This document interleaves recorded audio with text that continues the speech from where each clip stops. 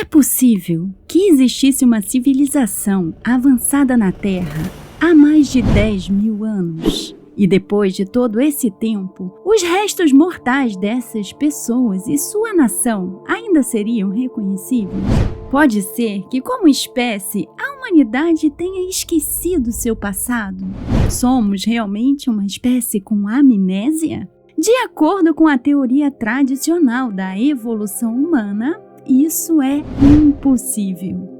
Disse que a progressão da transição do homem passou de um bando de nômades que vagavam pela terra e seguiam os animais selvagens para os agricultores, depois os comerciantes e então os cidadãos. Para aqueles que aceitam essa teoria da evolução, hoje os humanos estão no topo de sua compreensão tecnológica e científica. Embora a visão linear tradicional da evolução social seja generalizada, há um número crescente de cientistas e de pessoas em geral que estão vendo surgir cada vez mais evidências de uma história humana diferente. Uma história que foi esquecida ou, quem sabe, escondida. Mas uma história que deixou pistas através de mitos e lendas, para que um dia as pessoas se lembrem das conquistas e as dimensões do poder de seus ancestrais. Que história poderia ser essa? Que tipo de lenda poderia sobreviver mais de 10.000 anos e ainda ser precisa? Se houvesse um mito que pudesse conter os segredos do passado da humanidade em suas palavras, o que você descreveria? A lendária cidade de Atlântida? Alguns zombam da existência dela e outros a perseguem com fervor. Atlântida tem sido um tema de debate entre estudiosos e historiadores durante séculos. Um império poderoso, tecnologicamente avançado em ciência e engenharia, rico além da medida e uma superpotência militar. Eles poderiam ter existido no passado? É possível que tal civilização possa ser esquecida?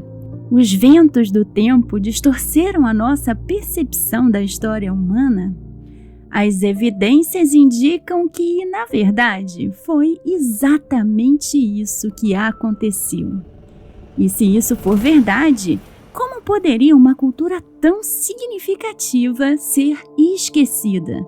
Platão afirmou no Critias: os nomes desses primeiros habitantes foram preservados, mas suas obras pereceram por causa das catástrofes que se abateram sobre aqueles que os sucederam e da longa passagem do tempo.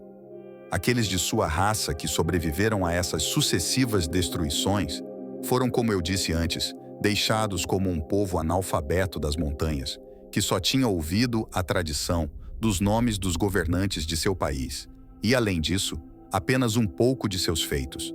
Agora, eles tinham o prazer de dar aos seus descendentes os nomes desses governantes, mesmo que estivessem inconscientes das virtudes e instituições de seus ancestrais, exceto por algumas lendas vagas sobre cada um deles. Então, por muitas gerações, esses sobreviventes e seus filhos viveram angustiados por sua sobrevivência e pensaram em suas necessidades. Eles falavam apenas em suprir essas necessidades e não tinham interesse nos acontecimentos de um passado distante. Então, a humanidade foi se esquecendo de tudo diante das necessidades imediatas de sobrevivência. Houve a perda da cultura e do conhecimento. E assim, com a passagem do tempo, essas pessoas esqueceram seu passado. A única maneira pela qual essa história perdurou foi através de mitos e lendas. Então você deve estar se perguntando: se a história de Atlântida for verdadeira, então deve haver uma localização geográfica, um local onde essa grande cidade ocupava. Você sabe que essa localização tem sido fonte de controvérsias há anos. Foi sugerido até que a Antártica era o local de descanso de Atlântida. Especulou-se que Atlântida estava no fundo do Oceano Atlântico, entre a Europa e as Américas, e até o Triângulo das Bermudas e o Caribe, além de outros locais, foram presumidos como a localização original de Atlântida, mas sem sucesso. Nunca houve um consenso sobre nada, nem onde e nem se Atlântica realmente existia. Então, no vídeo de hoje, eu vou te mostrar que não só a cidade perdida de Atlântida provavelmente existiu, mas que sua verdadeira localização esteve escondida à vista de todos há milhares de anos, completamente despercebida, já que a procuramos em todos os lugares errados. Vamos aqui ligar os pontos e descobrir que nas palavras exatas que Platão usou para descrever Atlântida, a sua localização e as características geográficas da terra que a rodeavam e que foram registradas em suas obras, está o verdadeiro mapa do tesouro. E os detalhes que Platão relatou sobre Atlântida, que eu estou prestes a compartilhar com você, mostrarão que uma estrutura localizada na Mauritânia, na África, apelidada de Olho do Saara ou Olho da África, e que muita gente nunca nem ouviu falar, é o local mais provável para o repouso final da cidade perdida de Atlântida. Muitas pessoas nem sequer sabem que toda essa informação contida nos escritos de Platão sobre Atlântida, na verdade, se originou dos antigos egípcios. No entanto, sou obrigada a te contar que, de acordo com acadêmicos e historiadores convencionais, Atlântida é só uma lenda e nunca existiu. Essa história toda é simplesmente fictícia e eles a classificam como uma pseudo-história.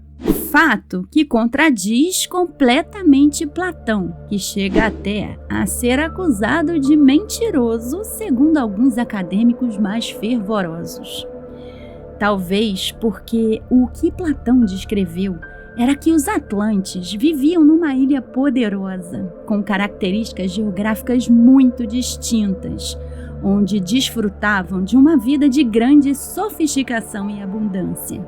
Eles eram uma civilização militar extremamente poderosa, que se dizia ter uma grande marinha e uma forte classe comercial.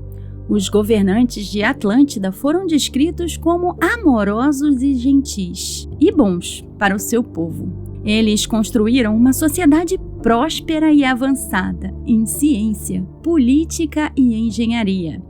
Essa civilização era muito mais avançada do que somos hoje.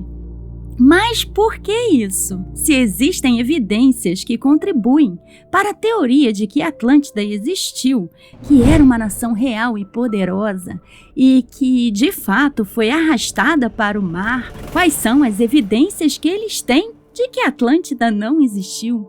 Sugerir que Platão mentiu? Que inventou uma cidade e depois revelou que ela foi destruída para que ninguém pudesse checar os fatos? Então agora vamos checar os fatos e vamos defender Platão, porque parece que ele está do nosso lado. Então Platão descreve que ela foi destruída em um único dia, em uma única noite de infortúnio, que fez com que a ilha de Atlântida desaparecesse para sempre nas profundezas do mar, relacionando o fato a um grande terremoto e provavelmente a um tsunami.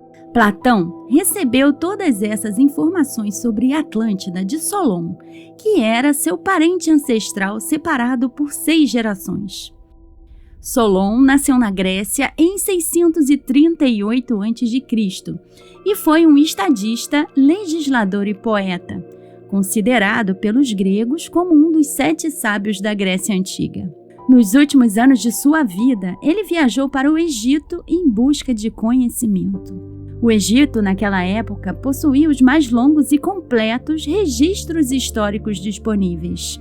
Lá, ele visitou o Templo de Nit, onde aprendeu sobre a história de Atlântida de um sumo sacerdote egípcio que traduziu os hieróglifos que foram gravados em pedra dentro do templo. Esses documentos também descreviam que o próprio Egito já havia sido uma colônia do Império de Atlântida. Esse templo, infelizmente, não existe mais. Foi totalmente destruído há muito tempo, consumido pelo que é hoje o pântano do Delta do Nilo.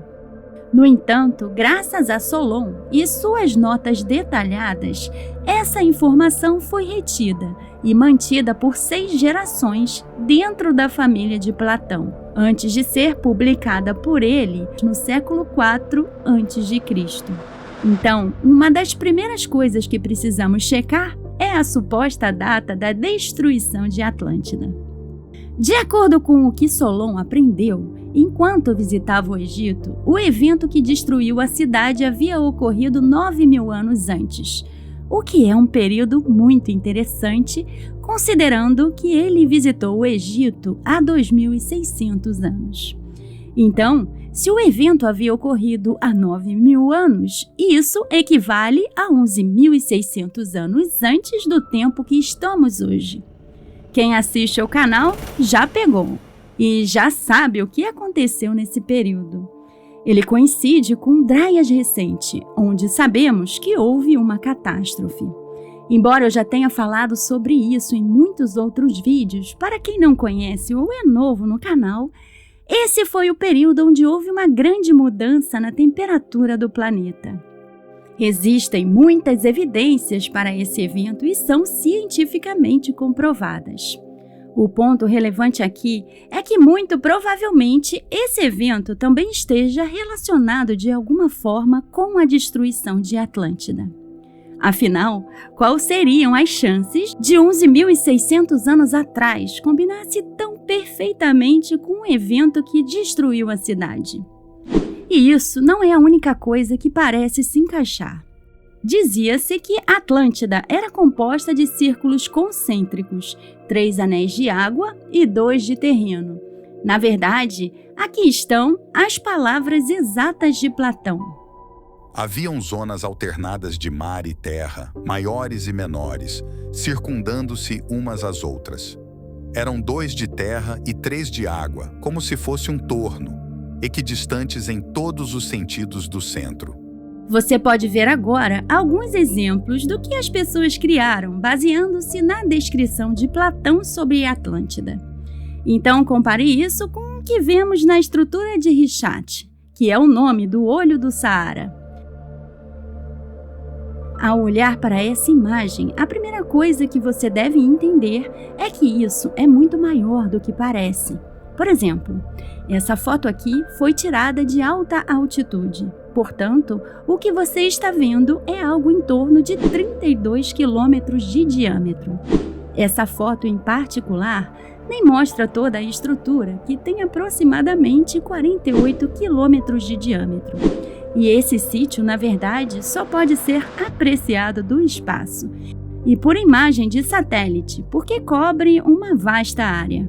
Na verdade, o Richat não foi descoberto até a missão espacial Gemini 4, realizada em junho de 1965.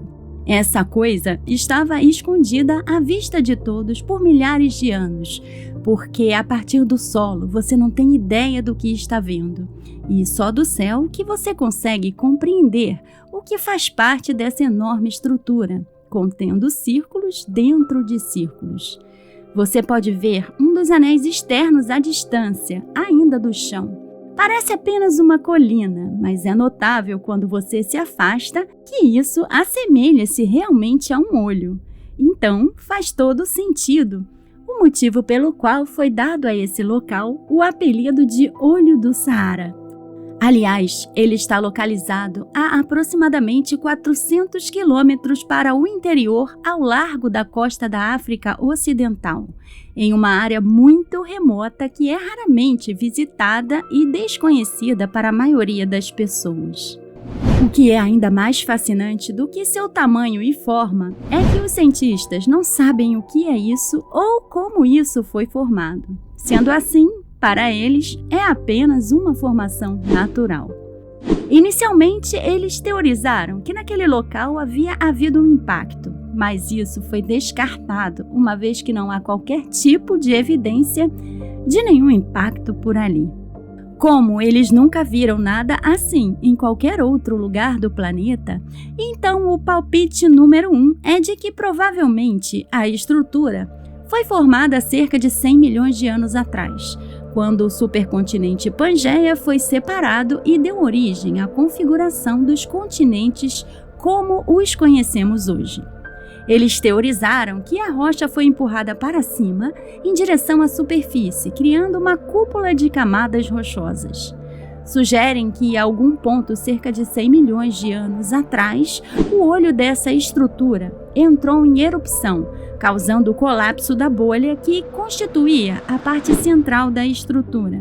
E então a erosão fez o resto do trabalho para criar o que você vê fortemente erodido. Mas isso é mera especulação, porque não pode ser provado. Mas é aqui, nesse ponto, que as coisas começam a ficar realmente interessantes. Veja, o diâmetro de seu círculo externo é de aproximadamente 23,5 km, que é basicamente equivalente ao tamanho e dimensões fornecidas por Platão. Ele utiliza estádios para descrever o tamanho da cidade. Dessa forma, ao converter os estádios citados por Platão para medições modernas, vemos que ele descreve que a ilha de Atlântida tinha o tamanho de 127 estádios. Então, se um estádio tem aproximadamente 607 pés, esse valor, 127 vezes, somam 77.089 pés, que convertidos chegariam a 23,5 km. Experimente você tentar medir essa estrutura no Google Earth. Provavelmente chegará a algo em torno de 21 a 24 quilômetros.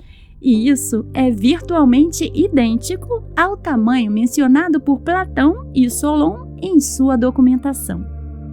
Embora as nossas próprias medidas feitas através do Google Earth não possam ser consideradas exatas, você há de admitir que pelo menos chegamos incrivelmente perto. Então, até onde estamos agora, a estrutura de Richat combina com a descrição de Platão.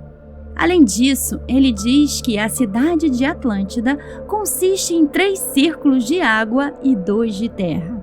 O que é exatamente o que você veria aqui se houvesse água fluindo para dentro da estrutura.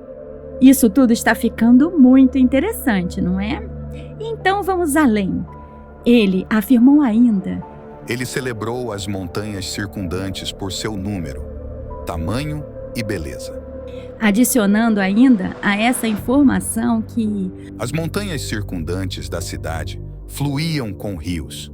Esta parte da ilha olhava para o sul e era abrigada do norte. Então, o que ele está afirmando era que as montanhas estavam do lado norte, abrigando a cidade para o sul, que é exatamente o que você vê aqui. As montanhas estão exatamente do lado norte. Mas não é só isso. Quando você olha as imagens detalhadas de satélite, você também pode ver a evidência real de que houveram ali vários rios que estavam fluindo das montanhas em direção à Atlântida. Você pode imaginar como era esse lugar quando não estava assim tão seco? As montanhas da ilha de Atlântida eram comemoradas pelo número, por seu tamanho e beleza.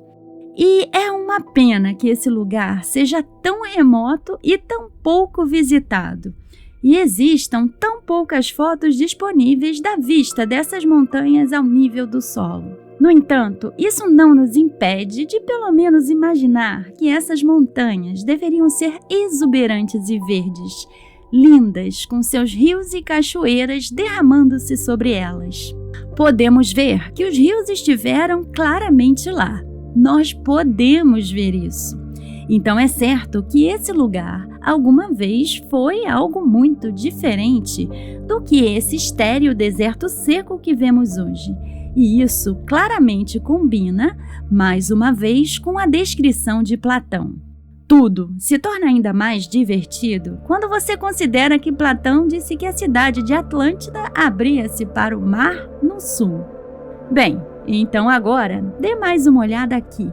Acho que você pode ver que há uma abertura no sul da estrutura de Richat. Então, se alguma vez houve água ali e esse local fosse vizinho do mar, isso iria combinar perfeitamente com a descrição de Platão. Isso não combina com o que seria uma saída de água? E não é só isso. Veja, toda a região não parece que foi engolida por alguma corrente de água ou quem sabe um tsunami? Você consegue ver as estrias na Terra, indo de oeste para leste em direção ao oceano. Me conte se isso não se parece como uma enorme onda ou algum fluxo constante de água que alterou completamente o terreno. Agora, vamos voltar às palavras exatas de Platão em relação às consequências do cataclismo. Atlântida faz parte do Atlântico que agora não é mais acessível por navio. Atlântida, quando afundada pelo terremoto, tornou-se uma barreira de lama, impossível para viagens que navegassem daí para qualquer parte do oceano. Em outras palavras, o que sugeriu foi que Atlântida ficou sem litoral. Novamente, se esse for o local de Atlântida e se os detalhes compartilhados por Solon e Platão são verdadeiros, então não é difícil de ver que talvez muita areia e lama foi empurrada para a África do oceano durante algum tipo de evento catastrófico, como um grande tsunami. E não vamos esquecer de mais um detalhe-chave que ele mencionou em relação à área em torno de Atlântida. A região que circundava imediatamente a cidade de Atlântida era uma planície, cercada por montanhas que desciam em direção ao mar. O plano era suave e uniforme. Ou seja, era um plano nivelado, e aqui você pode ver exatamente isso de diferentes ângulos. Platão descreveu ainda: esta parte da ilha olhava para o sul e era protegida do norte. Ou seja, ela estava abrigada pelas montanhas ao norte e a parte sul abria-se para o mar. E não é isso que estamos vendo aqui? Outra coisa a considerar é que as areias do Saara se originam do mar. Um interessante fato que muitas pessoas não estão cientes. Agora, aqui está outro detalhe geológico que combina com a descrição de Platão. As pedras que eles extraíram eram brancas, outras pretas e uma terceira vermelha. A cidade principal foi construída com pedras vermelhas, pretas e brancas. Nem preciso mencionar que essa região simplesmente possui infinitas quantidades de rochas soltas que correspondem a essas cores, particularmente preto e vermelho, mas também vemos as rochas de cores mais claras. Outra coisa intrigante é que bem no centro da estrutura de Richat existe uma nascente de água fresca.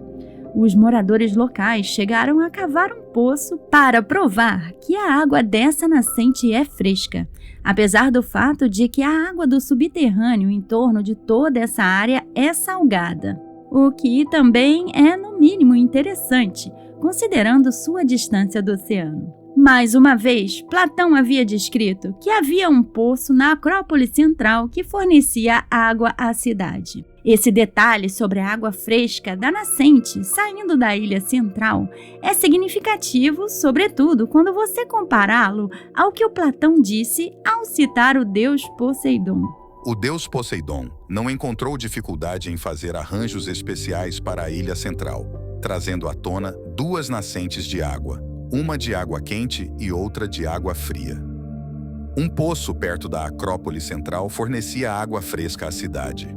Então, vamos parar um segundo agora para considerar todos os detalhes em relação ao olho do Saara e a descrição de Platão sobre Atlântida. Ele nos relatou que Atlântida foi destruída há 11.600 anos atrás, coincidindo precisamente com o Drás recente.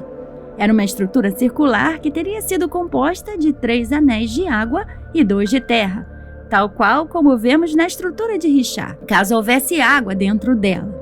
Além disso, tinha um diâmetro de 23,5 km, que corresponde perfeitamente com a descrição de Platão. Também haviam montanhas para o norte, de onde fluíam os rios, dos quais também encontramos evidências. E ainda tem, como Platão descreve toda a área, que, segundo ele, era cercada por um vasto planalto ao sul que abria-se para o mar. Ou seja, novamente, se o mar estivesse mais para o interior, combinaria perfeitamente com a descrição. E foi um tsunami que atingiu a Atlântida, a desligando do oceano com lama e areia. Então, você pode ver na imagem de satélite como isso seria possível. A ilha central também tinha água fresca de nascente e não podemos esquecer das pedras pretas, vermelhas e brancas. Mas temos ainda mais algumas coisas interessantes que eu ainda não mencionei. Platão disse que havia um grande número de elefantes nas ilhas e bingo! Justamente naquela área foram encontrados vários esqueletos de restos de elefantes e eles estão até retratados nessa arte feita em uma rocha. E há ainda outros detalhes para apoiar que ali existia alguma antiga civilização, porque já foram encontrados naquela região diversos artefatos, ferramentas, ouro, joias, o que torna tudo muito especial, considerando que essa estrutura está em um local remoto do Saara Ocidental. Mas as coincidências não param por aí, já que para os pesquisadores isso tudo é apenas isso. Platão indica que Atlântida tinha uma abundância de metais: ferro, cobre, ouro. Bem, a Mauritânia hoje é responsável por uma considerável parcela das exportações de ferro, cobre e ouro. Mas devo dizer que, apesar de tudo isso que eu te contei até agora, há um detalhe significativo que excluiria esse sítio como um possível local de Atlântida. Sua elevação citada como estando a 30 metros acima do nível do mar. E mesmo quando o mar da Terra estava mais alto durante a última era glacial, isso ainda é uma lacuna considerável, a menos que a geografia da região fosse um pouco diferente da atual.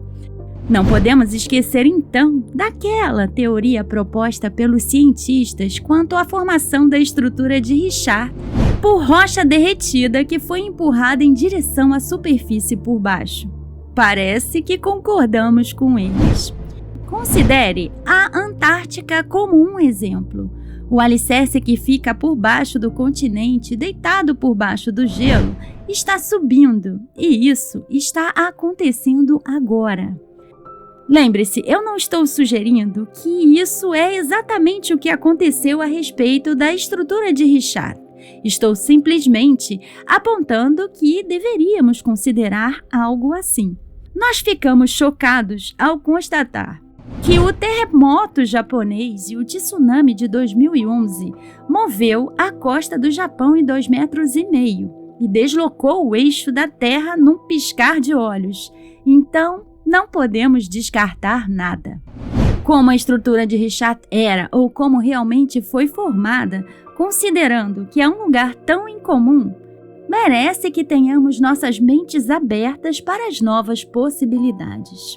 Se ela é, na verdade, Atlântida, então, temos que nos perguntar se essa característica incomum na Terra é natural ou poderia ter sido feita pelo homem. Também é possível que o que estamos vendo agora seja uma combinação da muito incomum característica do terreno que os humanos assumiram e modificaram para que se tornasse um oásis para uma civilização avançada. Assim, embora nós não possamos dizer com certeza absoluta que Atlântida realmente existiu, ou que a estrutura de Richat seria a sua localização, é óbvio que tem algumas coisas muito atraentes e específicas que parecem assemelhar-se com os relatos de Solon e Platão daquele lugar. Como mencionei anteriormente, de acordo com os especialistas, Atlântida é apenas uma história de ficção que Platão, o mentiroso, inventou para encorajar melhores comportamentos entre os governos e seus cidadãos. Os acadêmicos modernos dizem que a história de Atlântida é falsa e Platão e Solon, por tabela, são acusados de mentir sobre ela. Bem como de existir qualquer descrição sua no Egito, no templo de Nietzsche. O templo no Egito já não existe hoje, mas ele existiu por possivelmente um milênio. E a sua destruição só aconteceu muito tempo depois que Solon e Platão já tinham morrido. Assim, por que eles mentiriam sobre alguma coisa que poderia ser verificada naquela época, onde era muito comum para as pessoas viajarem para o Egito, onde tal templo ainda existia? E querem saber? Na verdade, há muito mais informações para compartilhar sobre o que Platão afirmou sobre Atlântida. Então, esse foi o nosso vídeo sobre Atlântida. E se gostou e quiser, nos deixe o seu like. Se inscreva no canal e ative os sinos das notificações. Se puder, com menos de R$8 por mês, você se torna um membro e nos ajuda a continuarmos trazendo esse tipo de conteúdo até você. Compartilhe esse vídeo com quem você acha que gostaria de saber disso. E muito obrigada pelo seu tempo. Se cuidem e até o próximo vídeo.